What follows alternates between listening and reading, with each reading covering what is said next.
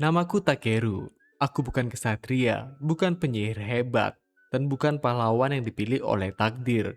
Aku hanya seseorang yang ingin menjalani hidup santai di isekai. Tapi, setiap kali aku mencoba hidup biasa, aku malah menemukan rahasia besar dan membuat para makhluk terkuat di isekai mulai mengincarku. Semuanya bermula ketika aku menyalakan televisi seperti biasa. Nggak ada tanda apa-apa.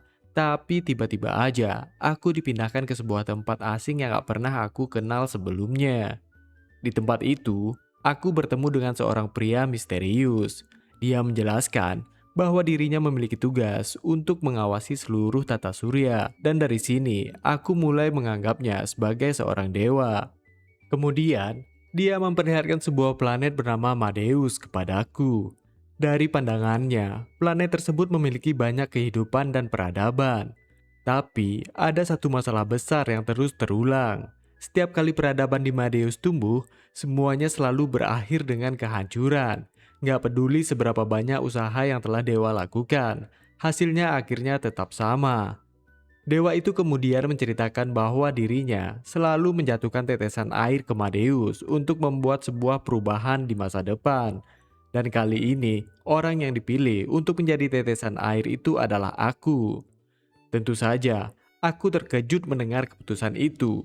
Tapi, dewa itu tiba-tiba memberitahuku sebuah fakta yang jauh lebih mengejutkan. Ternyata, diriku yang ada di dunia sebelumnya sebenarnya sudah meninggoy. Jika aku menolak pergi ke Madeus, keberadaanku akan perlahan menghilang hingga jiwaku benar-benar lenyap. Mendengar kenyataan itu, aku hanya bisa terdiam. Aku bahkan belum sempat menerima kenyataan bahwa aku sudah mati. Tapi sekarang, aku harus menerima kenyataan bahwa aku harus memulai kehidupan baru di isekai. Melihat kebingunganku, Dewa akhirnya menawarkan bantuan untuk bertahan hidup di Madeus. Dia memberikan kemampuan sihir kepadaku. Bagiku, memiliki kekuatan seperti itu jelas akan sangat berguna. Tapi ketika Dewa bertanya, apakah ada hal lain yang ingin kuinginkan? Entah kenapa, aku malah meminta pasangan yang cantik dan imut. Mendengar permintaanku, Dewa hanya tersenyum dan menyuruhku bersabar. Dia mengatakan bahwa suatu hari nanti aku pasti akan menemukan seseorang yang cocok denganku. Selain itu, Dewa juga memberikan tambahan kemampuan berupa skill pencarian agar aku bisa menemukan berbagai benda berharga dengan lebih mudah. Tidak hanya itu, aku juga diberikan sebuah tas khusus yang sangat praktis serta sebuah item box yang bisa menyimpan semua barang yang berhasil aku kumpulkan. Namun, gak lama setelah itu, tubuhku mulai memudar. Proses perpindahan ke Madeus sudah dimulai. Melihat waktuku semakin sedikit, Dewa buru-buru memberikan sisa kemampuan yang masih bisa diberikan. Meski begitu, dari ekspresinya aku bisa melihat kalau dia sedikit khawatir. Sepertinya dia mulai merasa mungkin sudah terlalu banyak memberikan kemampuan kepadaku. アキミなら大丈夫だよ。大丈夫って今2回言ったよね。 Akhirnya, aku pun tiba di dunia baru bernama Madeus. Setelah sadar, aku langsung memutuskan untuk mencari tanda-tanda kehidupan. Dari kejauhan, aku melihat sebuah pemukiman. Tapi aku sadar, datang ke sana tanpa membawa apapun bukanlah pilihan yang bijak. Aku harus memiliki sesuatu yang bisa membuatku bertahan hidup. Karena itu, aku mencoba menggunakan kemampuan search yang diberikan dewa. Namun, percobaan pertamaku gagal karena aku salah mengucapkan mantra. Setelah mencoba lagi dan menemukan kata yang tepat, kemampuan itu akhirnya aktif. Dalam sekejap, berbagai lokasi benda yang ada di sekitarku langsung muncul seperti radar. Aku pun mulai mengumpulkan berbagai bahan yang tersedia. Walaupun awalnya aku sedikit kecewa karena sebagian besar benda yang kutemukan hanya memiliki peringkat rendah. Tapi aku tetap mengambil semuanya. Sampai akhirnya aku menemukan sebuah batu yang menarik perhatianku. Tapi saat melihat hasil pemindaian, aku langsung terkejut. Benda yang kukira hanya batu biasa ternyata adalah sesuatu yang memiliki level dengan peringkat tinggi. とにかく素材は見つけられたし。 Bahkan benda itu sebenarnya adalah kotoran dari semut palu. Setelah mengumpulkan beberapa bahan, aku melanjutkan perjalanan menuju desa. Di luar desa, aku bertemu dengan penduduk bernama Marlo. Begitu melihat tubuhku yang tinggi dan tegap, Dia langsung mengira aku adalah seorang pendekar pedang. Padahal kenyataannya, aku hanya ingin menjual barang-barang yang sudah kukumpulkan. Mengetahui tujuanku, Marlo menyarankanku untuk pergi ke toko kelontong yang ada di desa. Ketika memasuki desa, aku langsung merasa sedikit tidak nyaman. Semua orang memperhatikanku karena mereka belum pernah melihat seorang sepertiku sebelumnya. Aku pun segera masuk ke sebuah toko kelontong milik seorang pria tua bernama Jerome. Di sana, aku menunjukkan benda yang kutemukan sebelumnya. Ekspresinya langsung berubah. Dia sangat terkejut dan menawarkan harga 5 koin perak untuk benda tersebut.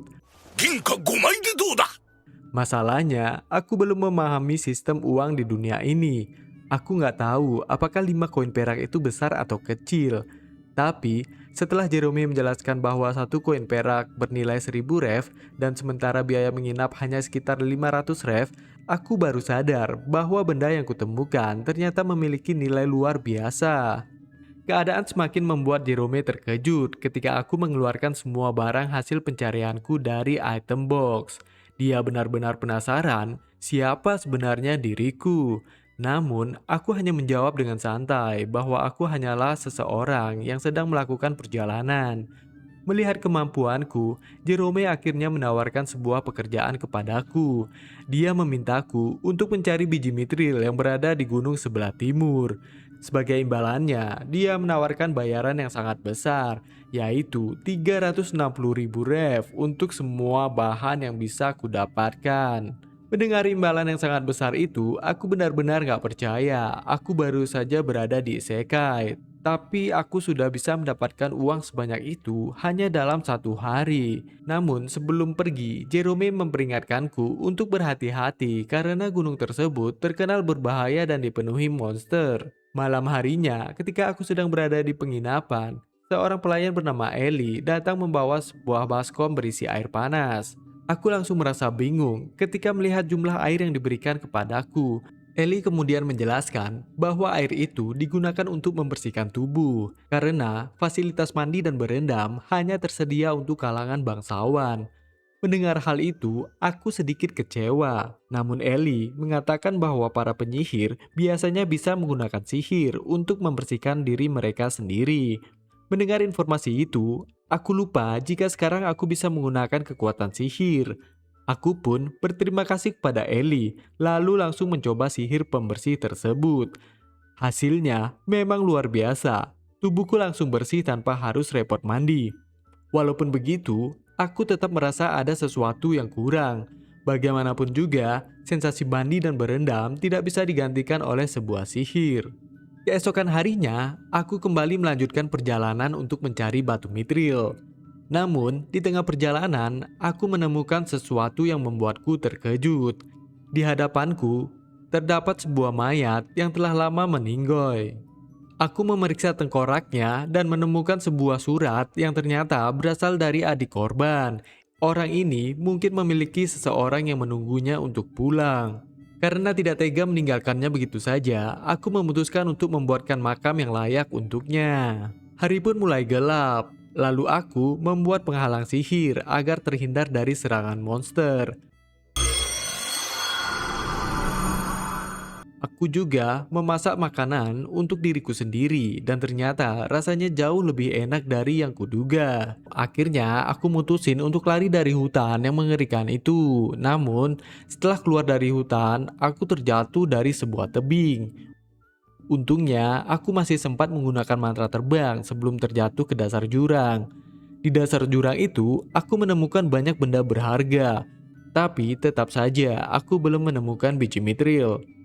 Lalu, saat sedang memeriksa area menggunakan radar, tiba-tiba tanah mulai bergetar hebat seperti terjadi gempa. Aku sadar aku nggak punya banyak waktu. Aku harus segera menyelesaikan tugasku. Saat aku berjalan di pinggir tebing, aku mendapati sebuah simbol yang redup yang membuatku penasaran. Aku pun menembakkan bola api ke batu besar itu. Setelah batu itu hancur, akhirnya aku menemukan biji mitril yang selama ini kucari. Namun, karena aku masih penasaran, aku memilih untuk menjelajah lebih jauh ke dalam area tersebut. Hingga akhirnya, aku menemukan sebuah danau misterius. Ketika aku menggunakan kemampuan Surge, aku langsung terkejut. Air di danau itu ternyata memiliki peringkat level SS karena mengandung mana dari naga kuno. Dan benar saja, tidak lama setelah itu, dari dalam danau muncul sosok naga yang selama ini bersembunyi. Saat naga kuno bernama Valtius muncul, aku langsung menyadari kalau aku sedang berhadapan dengan makhluk yang memiliki kekuatan luar biasa. Namun anehnya, tubuhku sama sekali nggak merasakan ketakutan. Padahal, tekanan energi yang dipancarkan naga itu seharusnya mampu membuat manusia kabur lari terbirit-birit. Aku pun segera meminta maaf karena sudah memasuki wilayahnya tanpa izin. Tapi justru, Valtius terlihat terkejut. Dia tidak menyangka ada manusia yang mampu berdiri dengan tenang di hadapannya. Bahkan, dia bisa merasakan bahwa kekuatan sihirku ternyata hampir setara dengannya. Karena itulah, bukannya menyerangku, Valtius malah meminta bantuanku. Dia mengatakan bahwa ada sesuatu yang ia ingin lakukan, yaitu menghidupkan kembali anaknya yang masih berada di dalam telur. Sebagai imbalannya, dia berjanji akan memberikan biji mithril dengan jumlah yang sangat banyak. Aku pun langsung bertanya di mana telur naga tersebut berada. Valtius pun mengeluarkan anaknya yang masih berwujud telur. Ukurannya jauh lebih besar dari bayanganku. Ini bukan seperti telur biasa yang bisa kubawa dengan mudah. Valtius kemudian memintaku untuk menyalurkan energi sihirku ke dalam telur tersebut. Awalnya, aku berpikir mungkin caranya sederhana, seperti menghangatkan telur agar bisa menetas, tapi ternyata dugaanku salah besar. Begitu aku mengalirkan sihir, telur itu langsung menyerap energiku dalam jumlah yang sangat besar. Aku bahkan nggak sempat ngelakuin apapun karena kekuatan sihirku terkuras habis dalam waktu yang singkat. Tanpa sadar, aku pun langsung pingsan. Melihat kejadian itu, Valtius hanya tertawa, seolah dia sudah tahu kalau hal seperti ini akan terjadi. Sementara itu, dari tempat yang jauh, dewa yang mengawasiku ternyata sedang memperhatikan semuanya. Dia terlihat kesal melihat tindakanku. Menurutnya, manusia biasa seharusnya sudah melarikan diri ketika bertemu naga kuno seperti Valtius. Tapi aku justru berani berhadapan langsung dengan naga dan bahkan mengubah aturan dunia seolah itu adalah hal yang biasa. Dewa itu mengaku sudah mengawasi dunia selama ratusan ribu tahun, tapi tingkahku membuatnya benar-benar pusing. Perubahan yang seharusnya terjadi perlahan malah berlangsung terlalu cepat gara-gara perbuatanku. Karena merasa aku mulai terlalu kuat, akhirnya dewa memutuskan untuk sedikit membatasi berkah yang sebelumnya dia berikan kepadaku. Tak lama kemudian, aku akhirnya terbangun. Saat membuka mata, aku langsung menyadari sesuatu yang mengejutkan. Telur naga yang sebelumnya menyerap seluruh energiku ternyata sudah menetas. Dari dalam telur itu muncul seekor naga kecil yang langsung menghampiriku dengan penuh semangat. Dia terlihat sangat manja dan sama sekali nggak nunjukin aura mengerikan seperti ayahnya. Valtius kemudian menjelaskan bahwa anaknya sebenarnya sudah memiliki nama asli, namun dia memintaku untuk memberikan nama panggilan yang baru.